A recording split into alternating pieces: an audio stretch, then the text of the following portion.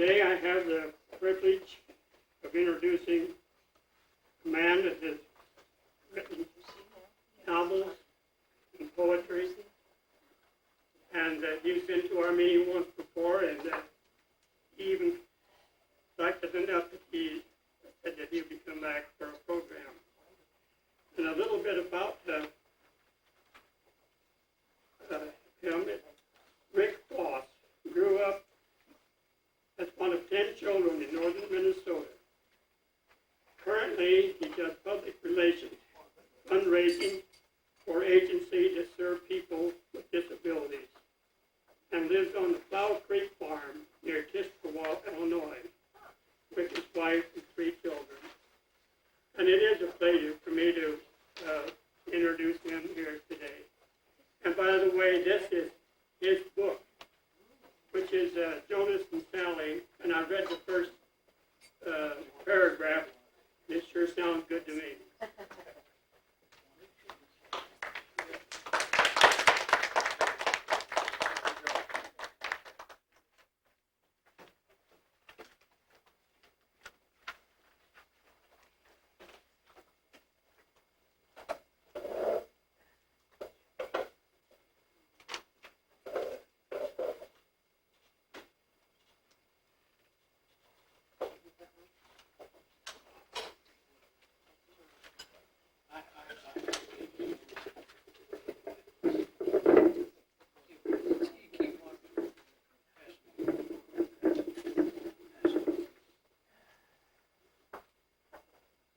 Thank you for that kind introduction, George, and thank you for the invitation to share with you some poems today.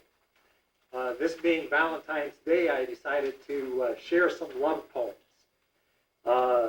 These poems that I'm going to read today come from a collection called Out of the Great Bog. I have not published this collection yet, but I'm in the process of revising it, and we'll be submitting it for publication. The Great Bog is where I grew up in northern Minnesota. I grew up in a very remote area up there. You can go 50 miles east of my parents' house before you hit a paved road. And then another 50 miles before you hit a second paved road.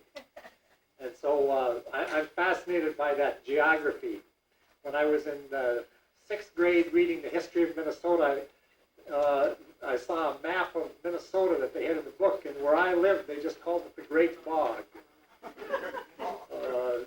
I was sort of insulted at the time because we were farmers, and it wasn't all that boggy where we lived, but we certainly lived on the edge of the Great Bog.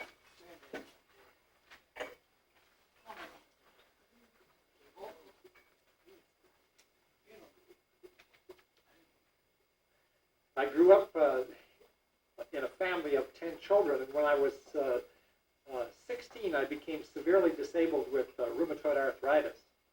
And that's just the time when young men's fancy turned to women.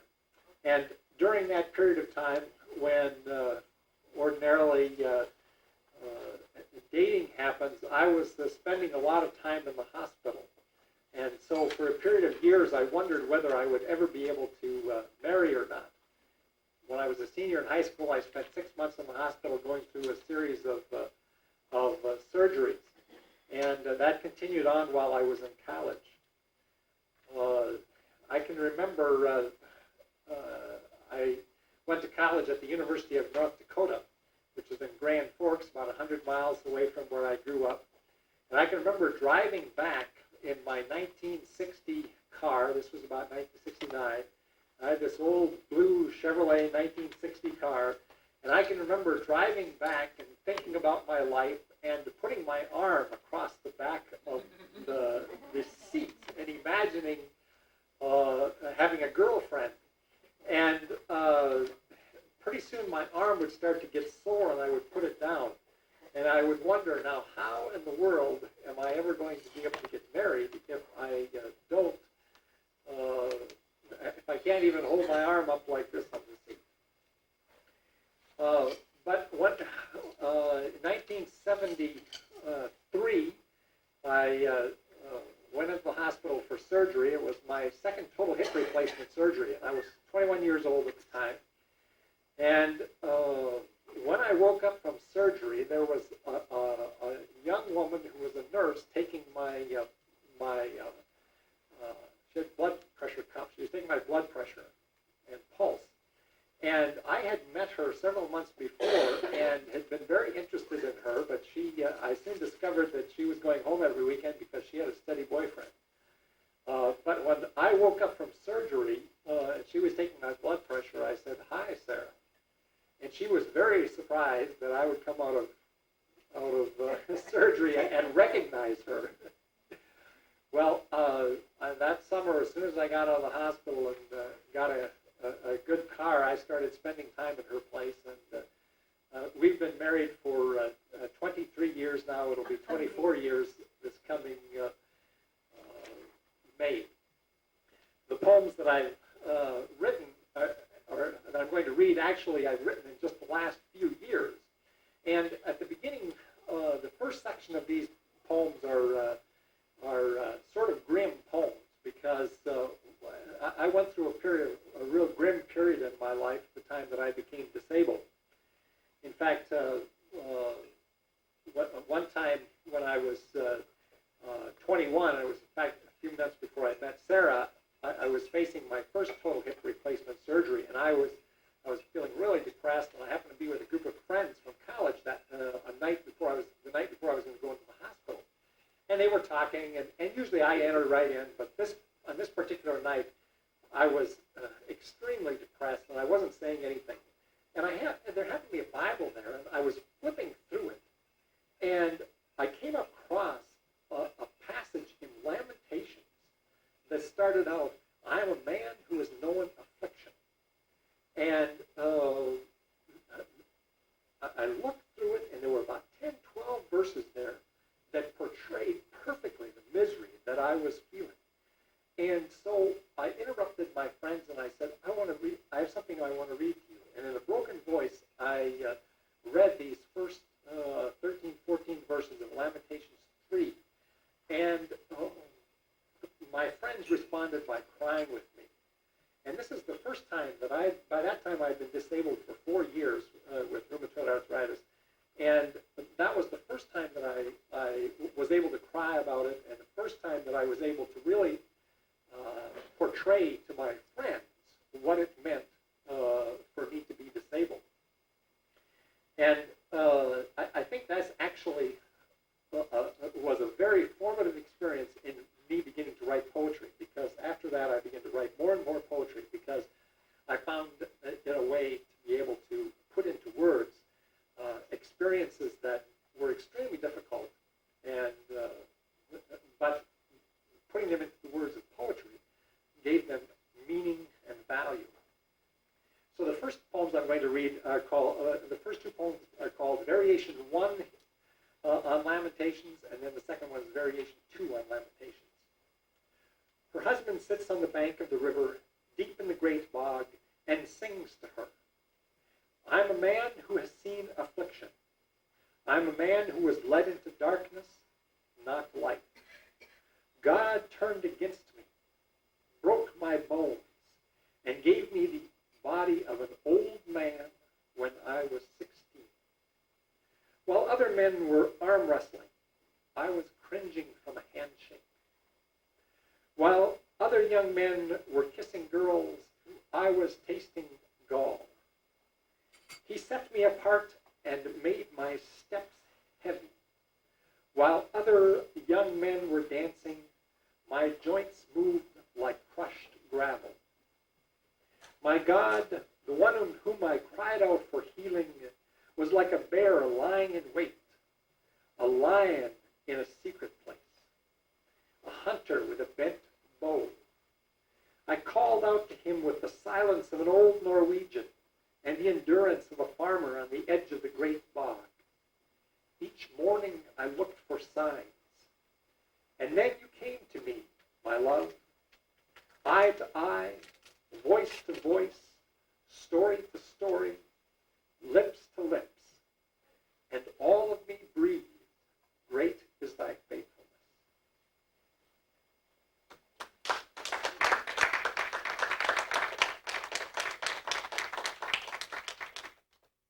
variation 2 on Lamentations. Her husband sits on the bank of the river, and the wind drives itself into his eyes. It is good for a man to put his shoulder into the immovable in his teens. I learned to sit alone and keep silence, to give my cheek to bone on bone. Yahweh, I thought I knew you, but no man can know you like a teen. Jesus, I thought I knew you, but it turned out you were God's loser and had no beauty that we should desire you. At 20, I learned to sit by myself, keep quiet, and hope that you didn't give me a cold shoulder forever. Now, in my 40s, I come to learn of you in the hidden corners of my flesh.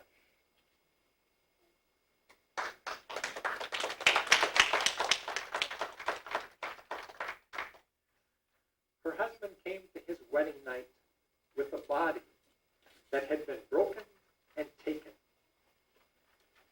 by rheumatoid arthritis, taken by his parents to doctors, taken by his church to be prayed for, taken by a high school senior to be jeered at for walking like he had a shovel up his ass, taken by an orderly who before hip surgery, without warning, shaved not only his hip but all his pubic hair, taken by the anesthesiologist who kept him unconscious and breathing, taken by surgeons who cut his hands, wrists, knees, and hips, dividing of his joints by scalpel, chisel, hammer, and saw, taken by therapists who weighted down his screaming knees to bend them again, taken by customers who craned whenever he entered a restaurant, taken by men and women who mourned from a distance. He did not know how to give his taken body. O daughters of Minnesota, listen quietly from a distance.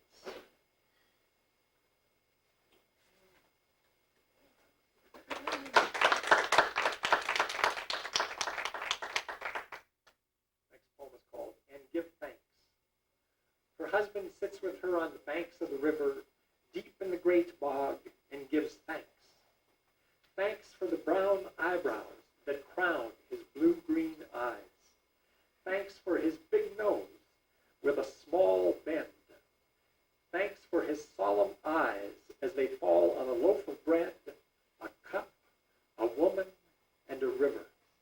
Thanks for his voice with its roots in northern Minnesota.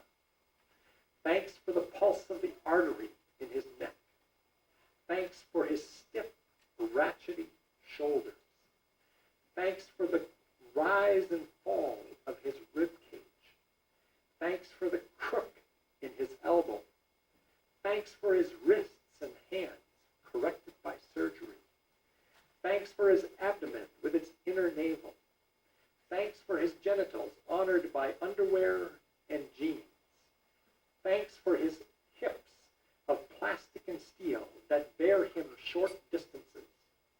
Thanks for his artificial knees that do not bend to kneel, but flex enough to walk a little. Thanks for his feet, whose nails are clipped by a woman who knows how to weep. Thanks for his body to give.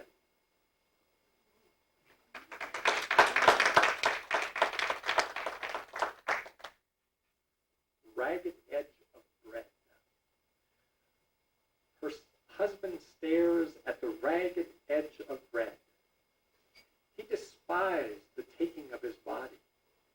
He learned to be friendly, charming, empathetic, and anesthetic. Short stays while aroused, the familiar exile, the angry longing to return.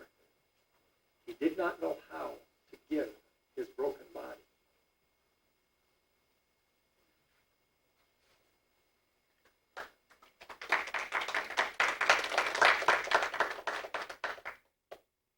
The next three poems are called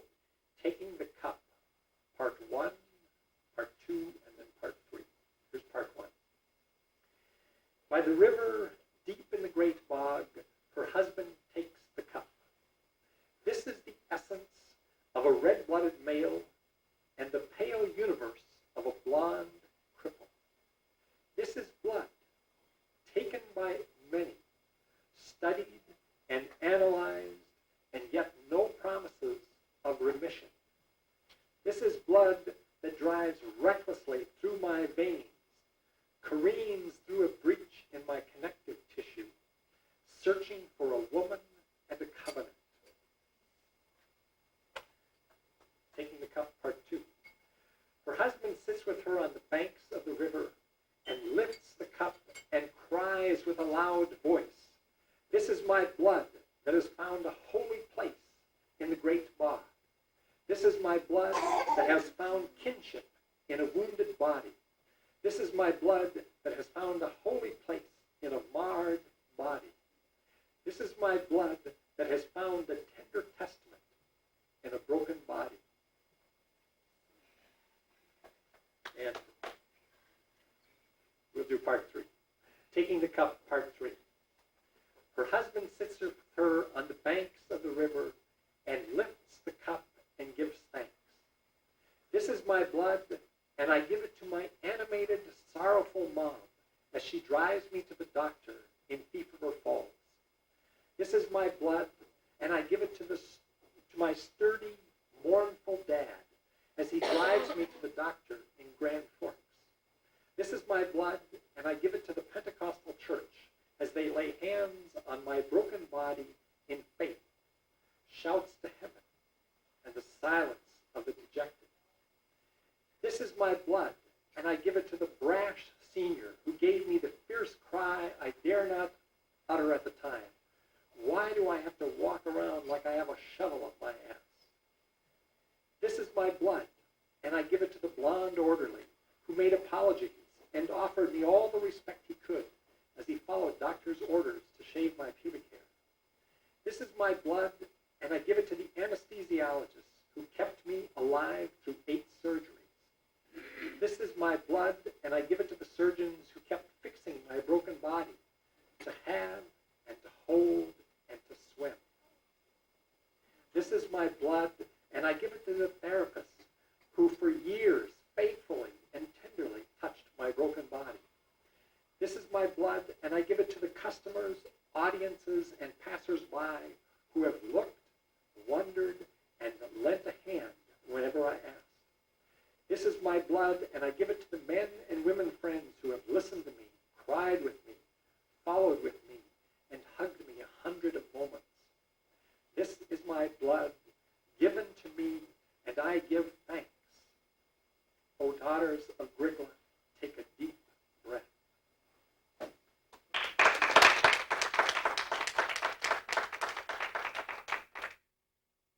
the last poem in this section is called Take. By the river, her husband turns to her. "My love, I am ready to sing a new song with you deep in the great bog. Take, this is my body and blood. O daughters of Minnesota, sing with the river day and night."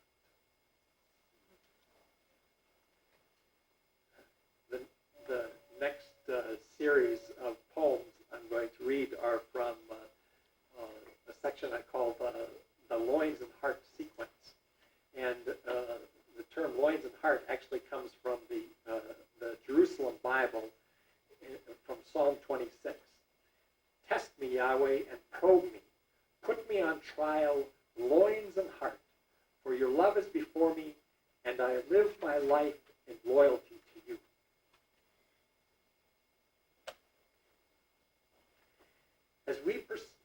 This poem is called Pulse. "As we pursue the river of God to the edge of the great bog, my love, the river lends itself to the terrain. Canadian geese to the winds of migration, a balsam to a few yards of earth and sky, and my body to you. What is it that I have to present? A pulse. I offer to you the rhythm of my body, the measure of my span, the persistent motion of my being. Lay your head on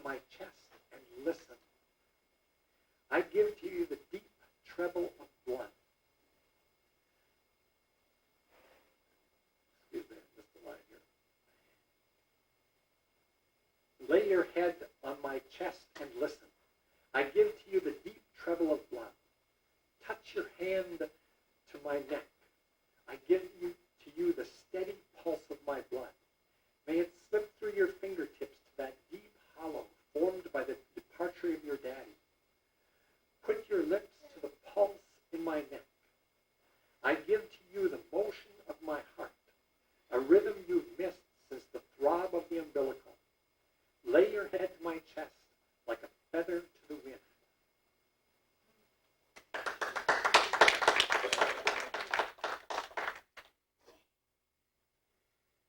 Next poem is called Voice. As we meander the river of God through the great bog, my love, I offer you my chest with its endless need and capacity for air, throbbing fists of muscle and ribs that stand sentry. Your arms stand sentry at your chest because your ribs were not enough. When I sleep, you glance at the rise and fall of my chest. I cannot vow my chest will always rise. Yet, as long as we both shall live, my chest is yours.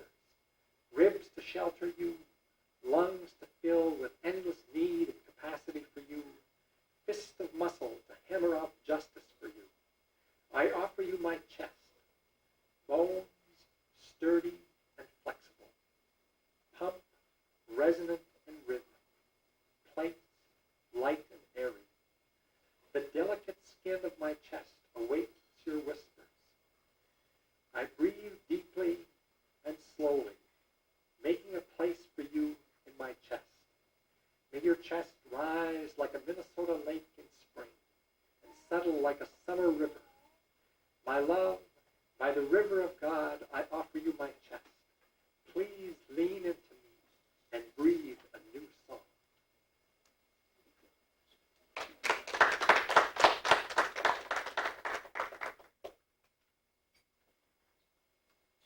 This poem is called Arms. As we rest by the river of God, my love, I offer you my arms, anchored by ratchety shoulders, hinged with bumpy elbows, and crowned with arthritic hands. This is not the full story of my arms.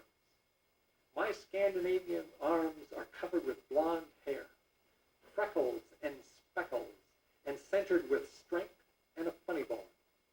It's true they are clumsy sometimes, but my love, there is a place in my arms big enough to hold a cedar, small enough to cradle a baby, strong enough to dunk an 11-year-old son, and old enough to hold 2 teenage daughters tight. Have you ever held a man the way you want to? If you could hold a man the way you wanted to, how would you hold him? As light as a feather? Please hold me that way.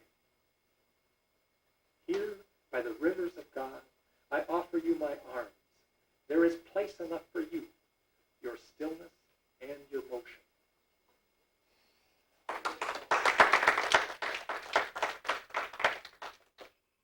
And I'm going to conclude with the poem that I gave you a copy of. It's called The Hands.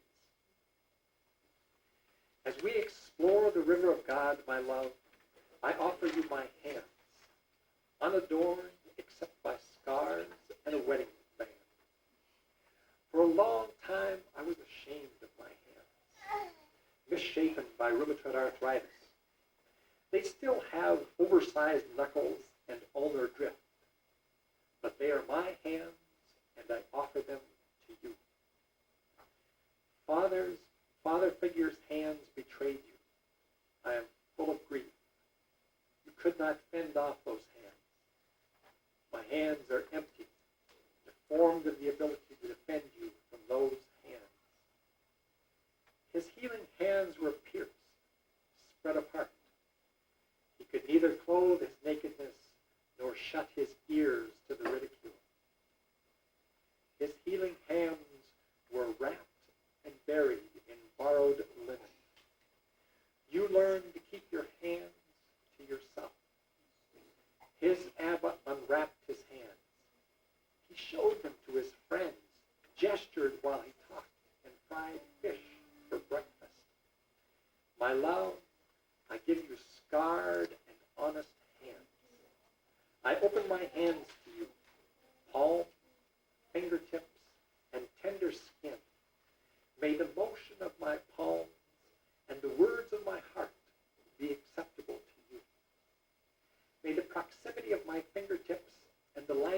my scarred spirit be honorable to you. May the tenderness of my skin rest lightly with you. My love, may Abba unwrap your hands. You have clean hands and a pure heart. And when your hands are unwrapped, please take my hands. May you gesture with your hands as you talk and lean into the motion of the river of God.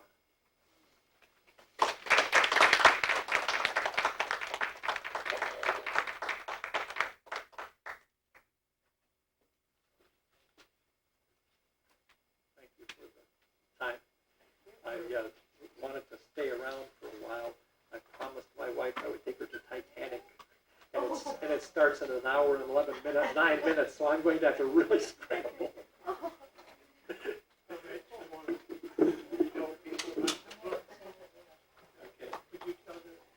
Yeah. Here's the novel that I wrote. It's also a love story. It's fiction. And I just had 2 copies of it. If someone is interested in it. Would you autograph it? Sure, I'd be glad to do it. And then I handed out that thing because I didn't have enough copies